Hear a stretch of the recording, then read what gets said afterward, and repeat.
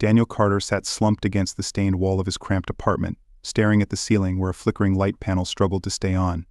His life on Xerophis, a sprawling alien metropolis that hummed with vibrant life, had turned into something he barely recognized. This wasn't the future he had imagined when he left Earth. Back then, he had been an eager young engineer, full of dreams about space exploration. Now he was broke, jobless, and one missed payment away from eviction. The once promising career had faded into nothingness, just like the light panel above him. The apartment's door panel chimed. Once, twice. Daniel groaned and stood up, his knees cracking loudly in the silence. He already knew who it was. Only one person ever visited him. Bracing himself, he pressed the door's release button, and it slid open with a hiss. There she stood. Jalen Valor, his landlady, loomed in the doorway like a living embodiment of authority. Her deep violet skin glimmered faintly in the hallway's dim light, intricate bioluminescent patterns swirling down her arms in deliberate rhythm. Her eyes bright gold, with vertical pupils like a predator narrowed as they fixed on him. She carried herself with a regal bearing, her posture so upright it could have been sculpted from stone. "You're late," she said, her voice smooth yet sharp. Again. Daniel let out a small sigh, leaning on the doorframe. "I just need a little more time." "You said that last week," Jalen replied curtly. "And the week before. If you can't pay, Carter, you'll need to vacate. This isn't a charity." Daniel scratched the back of his head, his cheeks flushing. He was used to groveling by now, but Jalen made it uniquely humiliating. There was no malice in her tone, just an icy matter-of-factness that left no room for sympathy. "I'll get it to you, I swear. I've just hit a rough patch." Jalen crossed her arms, the faint glow of her tattoos intensifying a Valorith sign of frustration. A rough patch implies you were ever stable to begin with. Daniel winced. He had no clever retort, and she knew it. "You have two options," she continued, stepping forward. "Find the money or find the door." "Wait," he said, holding up a hand. Desperation bled into his voice. "What if I could work something out? I'm an engineer trained in everything. Let me help with repairs around the building. You've got busted pipes, flickering lights, and what is that? A broken thermal regulator downstairs. I can fix it all." Jalen's brow arched. "You? Fix something?" He shrugged, forcing a grin. "I know I don't look like much, but I'm handy. I've been fixing machines since I was a kid." Her eyes scanned him critically. For a moment she seemed to consider the offer, her fingers tapping a rhythm on her arm. Finally she let out a sigh, though her expression remained unreadable. "Fine," she said. "But don't think this means you're off the hook. I'll deduct the cost of materials from what you owe. If you botch even one job, you're out." "Deal," Daniel said quickly, relief washing over him. "Get to work." Then she said, her glowing tattoos dimming slightly as she turned and strode down the hall. The basement of the building was worse than Daniel had expected. The air was thick with humidity, the walls covered in a patchy biofilm that glistened under weak lighting. The source of the problem was immediately apparent. A thermal regulator, the size of a small car, was sputtering and hissing as it struggled to function. Hot and cold air blasted intermittently from the nearby vents, making the entire space feel like a malfunctioning sauna. Daniel set down his toolkit and pried open the regulator's access panel. The mess of wires and circuits inside was almost enough to make him reconsider his offer.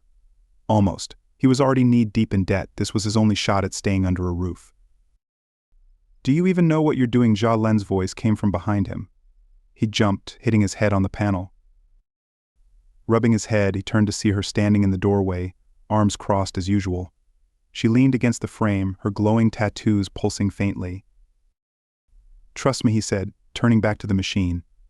"I've got this." "You humans always think you can solve everything with your," she gestured vaguely, "primitive tools and guesswork." Daniel chuckled as he began reconnecting the wires. "It's called ingenuity. You might want to look it up." She didn't respond, but he could feel her eyes on him as he worked. Her presence was both unnerving and oddly motivating. He didn't want to give her the satisfaction of seeing him fail. After about an hour of rewiring, cleaning clogged filters, and recalibrating the control settings, the regulator let out a smooth hum. The air around them stabilized, the oppressive heat dissipating as the machine returned to normal function. "There," he said, stepping back and wiping sweat from his brow. "Good as new." Jolene stepped forward, inspecting the work with a critical eye. Her claw-like nails grazed the panel as she ran her fingers over the freshly repaired seams.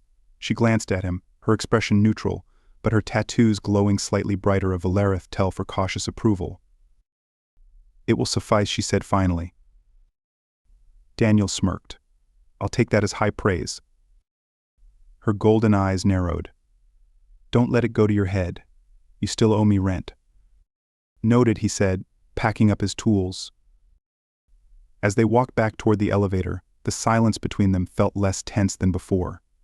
Daniel risked a glance at her and was struck by how graceful she looked, even in such a dingy setting. There was something unyielding about her, a quiet strength that seemed to carry the weight of far more than just a crumbling apartment complex. "You don't strike me as the landlord type," he said casually. "What's your story?" Her glowing tattoos dimmed slightly, signaling displeasure. "My story is irrelevant. Focus on fixing things, not asking questions." "Fair enough," he muttered, though his curiosity only grew. Later that night, Daniel was startled awake by a soft knock at his door. Rubbing his eyes, he shuffled over and opened it. Jolene stood there, holding a sleek, silvery device of Valerith communication tablet. "This was left in the lobby," she said, handing it to him. "It has no identification, but the message on the screen suggests it wasn't left by accident." Daniel frowned as he looked at the tablet. The screen displayed a single word in Valerith script, which he didn't understand. "What does it say?" "It says, for Carter." His stomach tightened. "For me." Jolene nodded, her golden eyes narrowing. "Whatever it is, I suggest you tread carefully.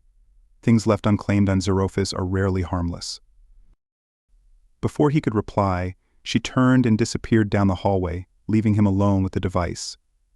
As he stared at the glowing screen, a chill crept up his spine. Something about this didn't feel right. But for the first time in a long while, it felt like something important was happening. Something that might finally change his life. The tablet remained a cryptic enigma on Daniel's couch, its faint glow casting an otherworldly pallor over the dingy walls of his apartment. He hadn't slept much, the distorted voice from the night before replaying in his mind like a haunting melody. "You are not safe. Trust no one." He tried convincing himself it was a prank, some elaborate scheme to rattle him. But deep down, he knew better. Whoever had left the device wanted him to know something he might not be ready for. He rubbed his temples, exhaustion mingling with the relentless knot of unease in his gut. A loud chime from the door startled him. Daniel cursed under his breath and moved to answer it. Jolene stood there, the hall's pale lighting accentuating the sharp angles of her violet features, her golden eyes fixed on him with the same cool intensity that had unnerved him from the start. "You're late," she said. "Late for what?" Daniel asked, confused. "For the tenants' meeting," Jolene replied, her glowing tattoos flaring faintly in what he had come to recognize as irritation. "I announced it yesterday. Did you not hear me, or do humans simply choose not to listen?" "I was busy," Daniel muttered, motioning vaguely toward the tablet on the couch. Her gaze flicked to the strange device before snapping back to him. "Whatever occupies your time isn't my concern. Get moving. You're holding everyone up." Daniel considered snapping back but thought better of it. Arguing with Jolene never ended well. Instead, he grabbed his jacket and followed her into the dimly lit corridor. The tenants' meeting was held in what passed for a common room, a shabby, converted storage unit with mismatched chairs and a flickering holoscreen on one wall. The air was thick with tension and faintly scented with the Zalorian family's pungent cooking from upstairs. A dozen or so residents filled the room, most of them Valerith, their glowing tattoos lighting the space like constellations. A few other species, mostly quiet and watchful, kept to the corners, leaving Daniel feeling more like an outsider than ever. Jolene stood at the front, her posture rigid and authoritative. "Let's begin," she said, her voice cutting through the murmurs. "As most of you are aware, the thermal regulator in the basement has been repaired, but other systems in the building are deteriorating. Repairs will require additional funding." The announcement was met with immediate protests. A tall Valerith man near the back, his angular features sharper than most, stood and crossed his arms. His tattoos pulsed aggressively, casting jagged shadows on the walls. Funding, he scoffed. We already pay far more than this place is worth. Why should we subsidize your inability to maintain your own property, Jalen? This is not a negotiation, Cathar Jalen replied sharply, her voice calm but laced with steel. The repairs are necessary. If you have complaints, you're free to seek housing elsewhere. Cathar smirked, his golden eyes narrowing. And leave this building to the human. It's already bad enough that we have to endure his stench. He's lowering the property's value just by existing. Laughter rippled through the room. Daniel felt his fists clench instinctively, his cheeks burning with humiliation. He scanned the room, half expecting someone to step in, but the other tenants either avoided his gaze or joined in Cathar's mockery. That's enough, Jalen said, her voice cutting through the derision like a whip. Her tattoos flared brightly, silencing the room. She turned to Cathar, her golden eyes locking onto his. This meeting is about maintaining the building, not indulging your petty grievances. If you're finished, sit down. The smugness drained from Cathar's face as he reluctantly lowered himself into his chair. Daniel exhaled slowly, surprised by the force of her defense. But it wasn't personal, he reminded himself. Jalen wasn't defending him, she was protecting the order she seemed to value above all else. The rest of the meeting passed in tense silence. When it finally ended, Daniel lingered in the corner, watching Jalen as the other tenants filtered out. She was organizing a stack of data pads, her movements precise and efficient.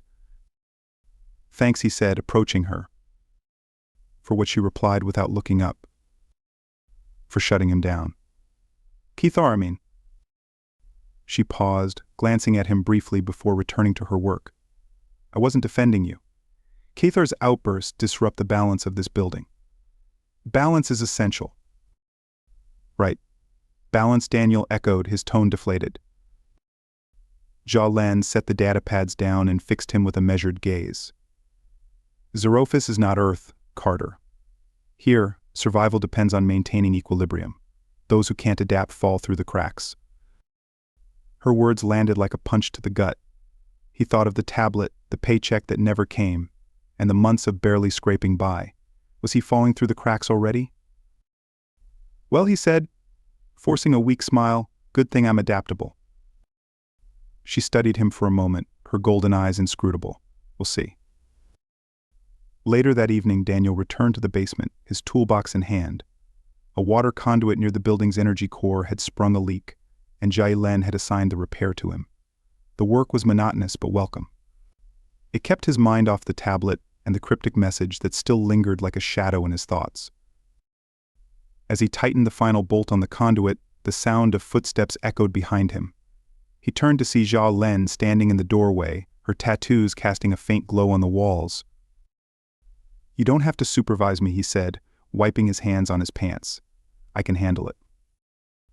I wasn't supervising, she replied, stepping closer. I was curious. About what?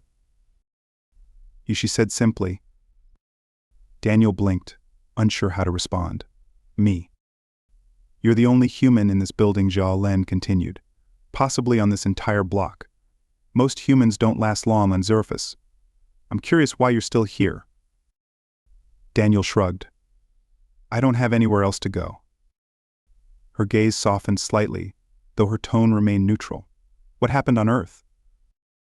He hesitated, his instinct to deflect warring with the faint pull of her curiosity. Finally, he sighed. I used to be an engineer. Worked on ships. Then I got blacklisted after a bad contract. It wasn't even my fault, but that didn't matter. No one wanted to hire me, so I thought I'd try my luck out here. And how has that worked out for you? He laughed bitterly. You're looking at it. Jalen's silence was heavy but not unkind.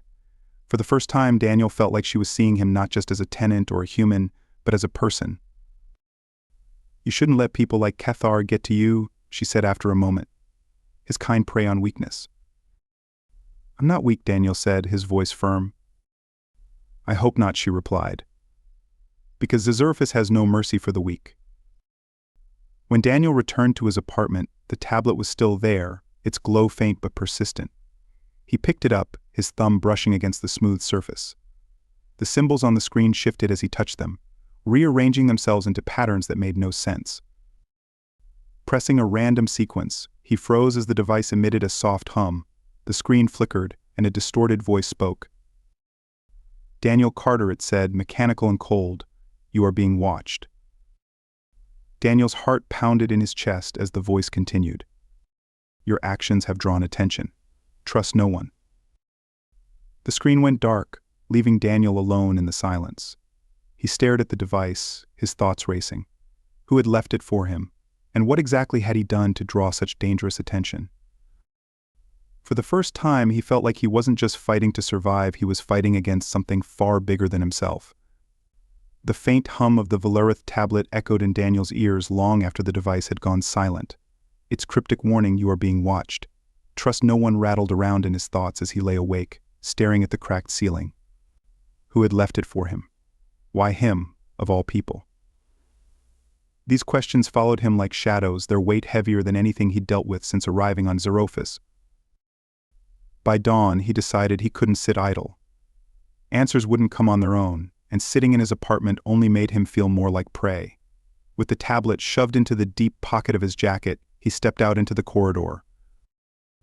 The apartment building was already stirring. Tenants shuffled through the halls, their alien forms blending into a chaotic rhythm of daily life. The Zalorian family barked instructions at their children, their voices high-pitched and echoing. A group of Valerith neighbors huddled in hushed conversation near the stairwell, their glowing tattoos pulsing in unison. Daniel walked past them, keeping his head low. At the far end of the hall, he spotted Jalene. She was speaking to a stranger, a man whose sharp suit and rigid posture screamed authority.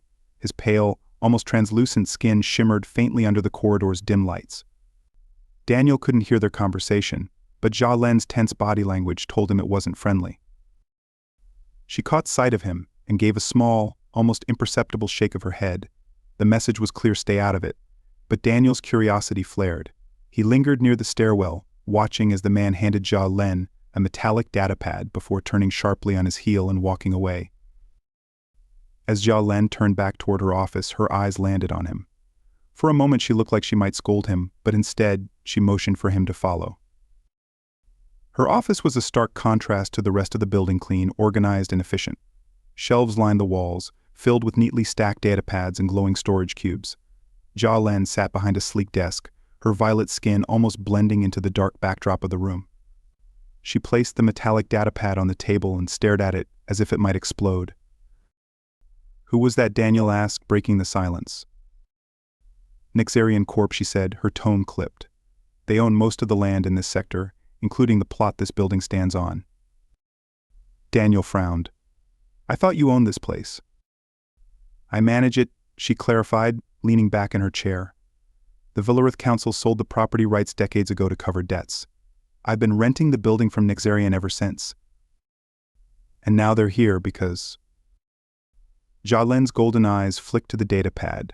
They want to demolish the complex, build a luxury spaceport in its place. Daniel's stomach sank. Can they do that? "They can do whatever they want," she said bitterly. "Nixarian's contracts are airtight.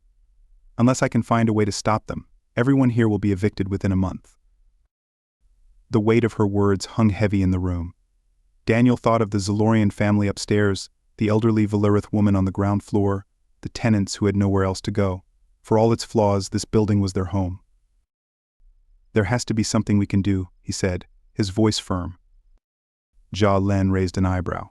"We? You think I'm just going to sit back and watch this place get bulldozed?" Daniel crossed his arms. "I owe you at least one solid attempt to help." For a moment she seemed taken aback. Then her expression softened just slightly. "You're more optimistic than I expected." "It's called resourcefulness," he quipped. "You might want to look it up." Her lips twitched, almost forming a smile. "If you're serious, we'll need to be strategic. Nixarian doesn't make mistakes, but that doesn't mean they're invincible." The basement became their makeshift war room. The thermal regulator, freshly repaired by Daniel, hummed steadily as Jalene spread out a series of holographic blueprints on the floor. Each one displayed a different part of the building's structure, annotated with glowing symbols in Valerith script. "These plans are decades old," Jalene explained. If Nexarian finds evidence that the original construction violated code, they can bypass even the Valerith Council's protections. Daniel studied the holograms, his engineer's mind whirring. What are the chances they'll find something? She admitted. The Valerith Council rushed the building's construction. I suspect corners were cut, but I've never found definitive proof. He pointed to a section of the blueprint near the building's foundation. What about here? This looks like an unusual configuration for load-bearing supports. Jalen followed his gaze, her golden eyes narrowing. You're right. That section doesn't match standard Valerith designs. If Nexarian finds structural weaknesses there, they'll use it against us. Then we need to get ahead of them, Daniel said. If we can reinforce those supports before they do their inspection, it might buy us some time. She nodded. I'll requisition the materials. Can you handle the modifications? I'll figure it out, he said confidently. As they worked, Daniel noticed a shift in Jalen. She was still sharp and no nonsense, but there was a quiet determination in her that hadn't been there before.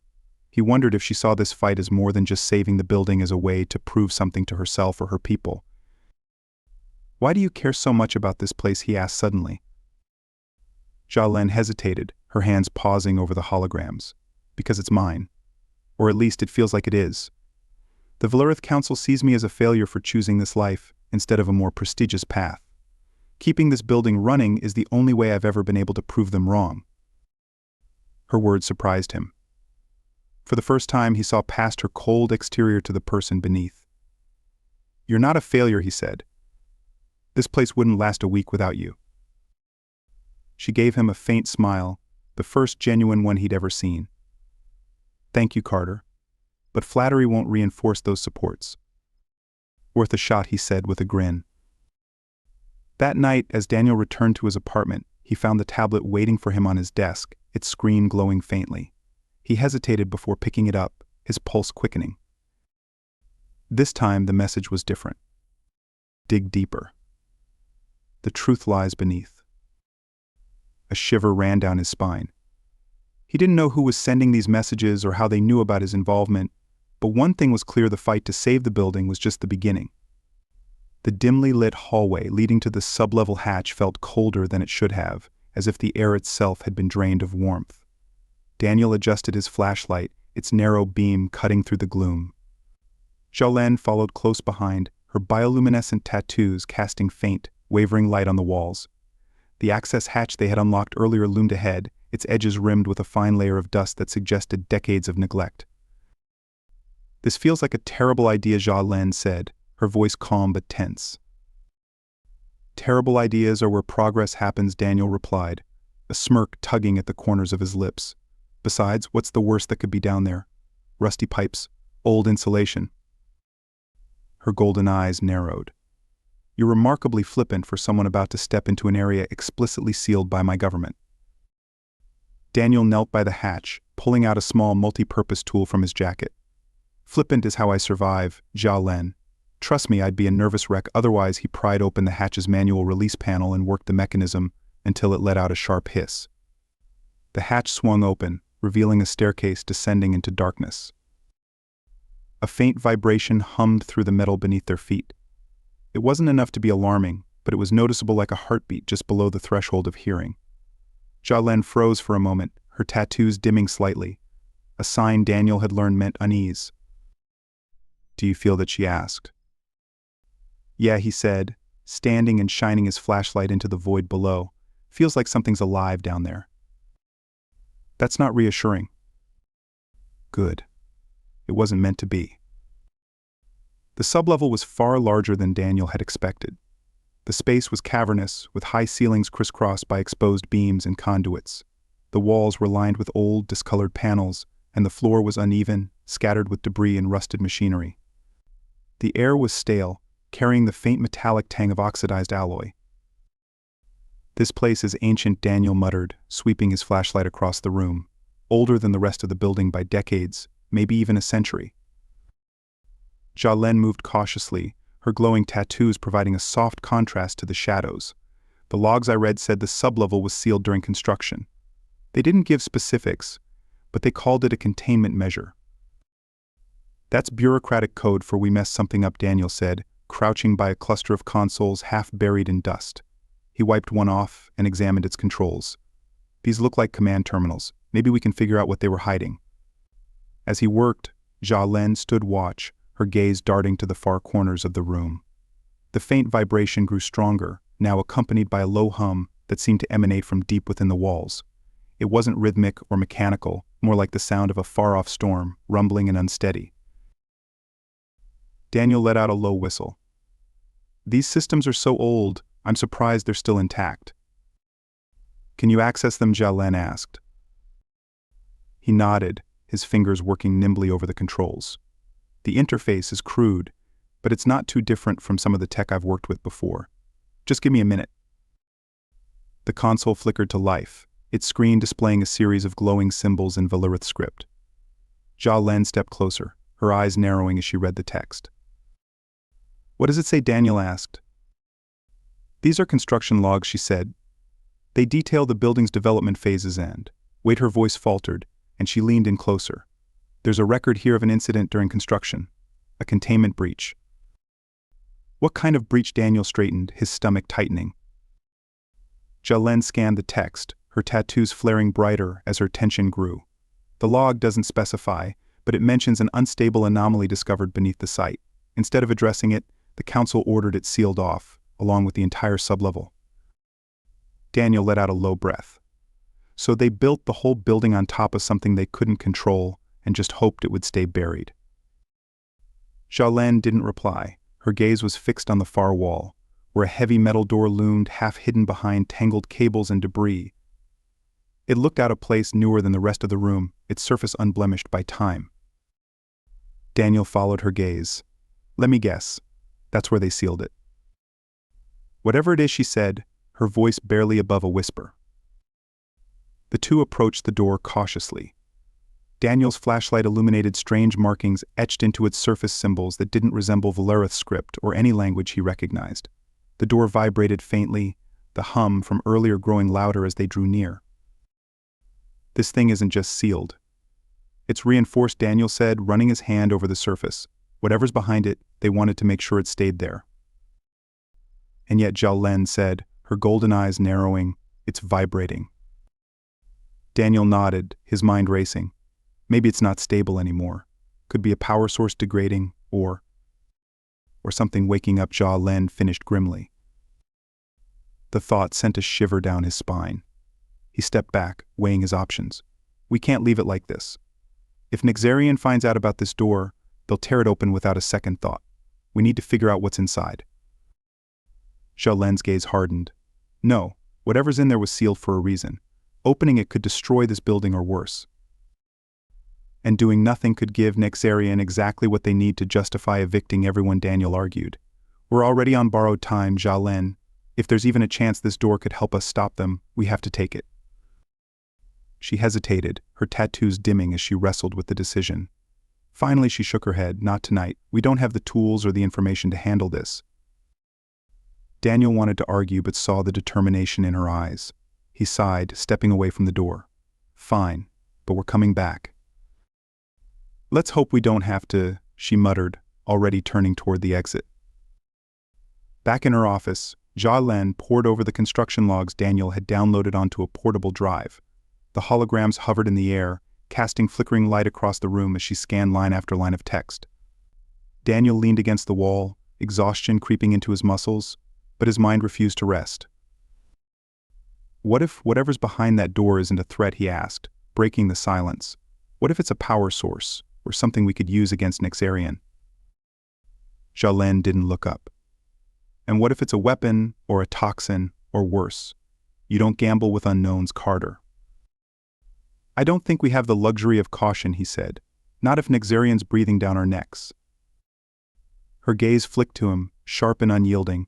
Your impulsiveness is going to get us killed. And your fear is going to let Nexarian win, he shot back. The room fell into tense silence. Xiaolen returned her focus to the holograms, but Daniel could see the conflict in her expression. She wasn't as certain as she wanted him to believe. Look, he said after a moment. I get it. You've been fighting to keep this place standing for years. But if we're going to save it, we need to take risks. Big ones. she sighed, her shoulders slumping slightly. I hate that you might be right. He smiled faintly. Get used to it. As Daniel returned to his apartment, the Valurith tablet sat on his desk, its glow faint but insistent. He picked it up, his pulse quickening as the screen flickered to life. They're coming. Protect the door. The message was simple, but its implications were chilling. Someone else knew about the sublevel, someone who didn't want it disturbed. For the first time, Daniel wondered if they were fighting on the wrong side of the door. The morning air in Xerophis felt oppressive, heavy with the weight of decisions yet to be made. The usual vibrant hum of the city seemed subdued, as though the planet itself was bracing for what was to come.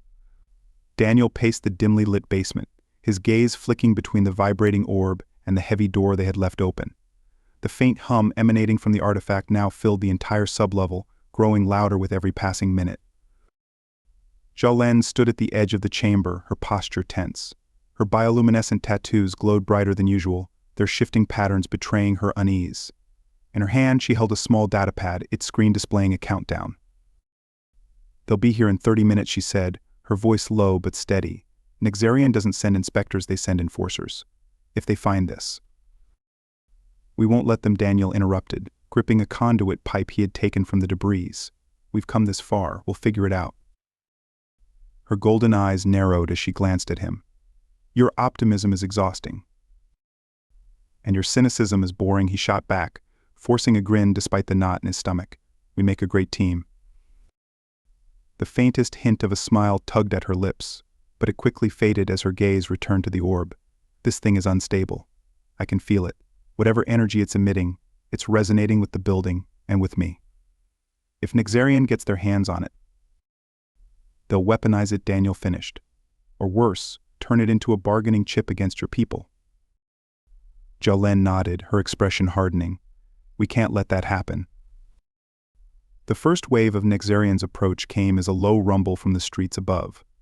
From the basement they could hear the faint whir of hovering vehicles descending into the building's courtyard.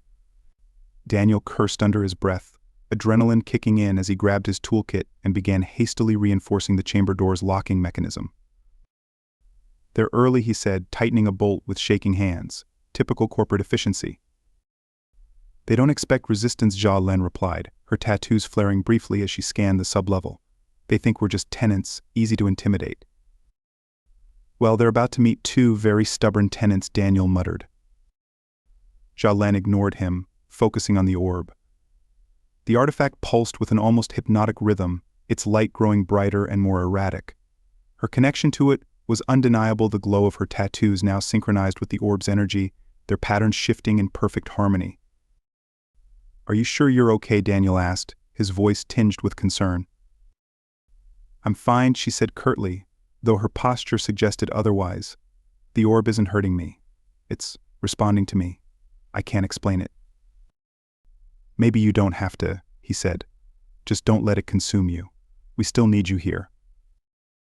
Her gaze softened slightly, and she nodded. Let's focus on keeping it out of their hands. The first enforcers arrived within minutes, their sleek, black armor glinting as they marched into the building. Daniel and Jalene watched their movements on a small monitor Jalene had rigged to the building's outdated security system. The enforcers were systematic, their leader a pale-skinned, sharp-featured man issuing commands with precision. That's the same guy who came here last time, Daniel said, pointing at the monitor. Looks like he brought friends. Nexarian doesn't take chances when power is involved, Jalene said. They'll sweep the building, force everyone out, and claim they're inspecting for safety violations. What do we do? We hold them off, she said, her tone resolute. They won't risk damaging the building if they think the orb is unstable. We use that to buy time. For what? To figure out what this thing really is, she said, gesturing to the orb. If we can prove it's a threat to them, we might have leverage. Daniel sighed, adjusting his grip on the conduit pipe. Great. So we're stalling with improvised weapons and hope. It's all we've got, Jalene said, her tattoos flaring again. And it's better than nothing. The first confrontation came at the stairwell leading to the sublevel. Two enforcers advanced cautiously, their weapons raised, while Daniel and Jalene waited in the shadows. As the enforcers reached the bottom of the stairs, Jia Len moved first, stepping into the dim light with the orb cradled in her hands. "Stop," she commanded, her voice echoing in the confined space. The orb pulsed brightly, its energy casting eerie shadows on the walls. The enforcers hesitated, their weapons faltering. "Step away from the artifact," one of them ordered, though his tone lacked conviction. "This artifact is part of my building," Jia Len said firmly. "You have no jurisdiction here." "By order of Nexarian Corp, we have jurisdiction everywhere," the second enforcer said, though his hands remained steady on his weapon. Before they could advance, Daniel swung the conduit pipe with precision, knocking the weapon from the first enforcer's grip. Jia Len followed his lead, her movements swift as she used the orb's energy to send a shockwave through the air, disorienting the second enforcer. "Move," Daniel shouted, pulling Jia Len toward the chamber as the enforcers scrambled to recover. Back in the chamber, Daniel quickly reinforced the door with whatever materials he could find while Jia Len examined the orb. Its pulses had grown erratic, the light flickering as if struggling to maintain its rhythm. "This thing is getting worse," Daniel said, sweat dripping down his face. "If we don't stabilize it, it's going to blow and take us with it." "I can control it," Jia Len said, though her voice wavered slightly. "It's reacting to me, not the building." "Why you?" Daniel asked, his tone equal parts curiosity and desperation. "What makes you different?" Jia Len hesitated, her tattoos dimming briefly. "My family worked on the building's original construction," she admitted. "My mother was part of the council that ordered the sublevel sealed. She always said it was to protect the Valerith from something they didn't understand. And now we're trying to understand it in the middle of a corporate siege," Daniel muttered. "Fantastic." The door shuddered as more enforcers tried to force their way in. Daniel cursed, his grip tightening on the conduit pipe. "We can't keep them out much longer." "Then we don't," Jia Len said, suddenly standing tall. Her tattoos flared brighter than ever, their patterns synchronizing perfectly with the orb's energy. "We let them in." What? Daniel stared at her, incredulous. "That's the opposite of what we're trying to do. If they see what this artifact can do, they'll back off," she said. "They won't risk destabilizing it." "That's a huge gamble." "It's the only play we have," she said, her voice resolute. "Trust me." Daniel hesitated, then nodded. "I hope you're right." When the enforcers breached the chamber, Jia Len stood in the center, the orb glowing like a miniature star in her hands. The energy radiating from it distorted the air, creating a palpable sense of pressure. The lead enforcer stopped in his tracks, his gaze locked on the artifact. "What are you doing?" he demanded. "Showing you what happens when you meddle with things you don't understand," Jia Len said, her voice cold. With a surge of focus, she channeled the orb's energy outward, creating a barrier that pushed the enforcers back. The leader raised his weapon, but the orb's glow intensified, forcing him to lower it as the air grew hotter. "This artifact isn't just unstable," Jia Len said. "It's alive, and it won't tolerate interference." The enforcers exchanged uneasy glances. The leader clenched his jaw, his confidence faltering. "Fall back," he ordered reluctantly. "This isn't over." As they retreated, Daniel exhaled a breath he hadn't realized he was holding. That was intense. Jia Len lowered the orb, her tattoos dimming as the energy subsided. "They'll be back," she said quietly, "but for now we've bought ourselves time."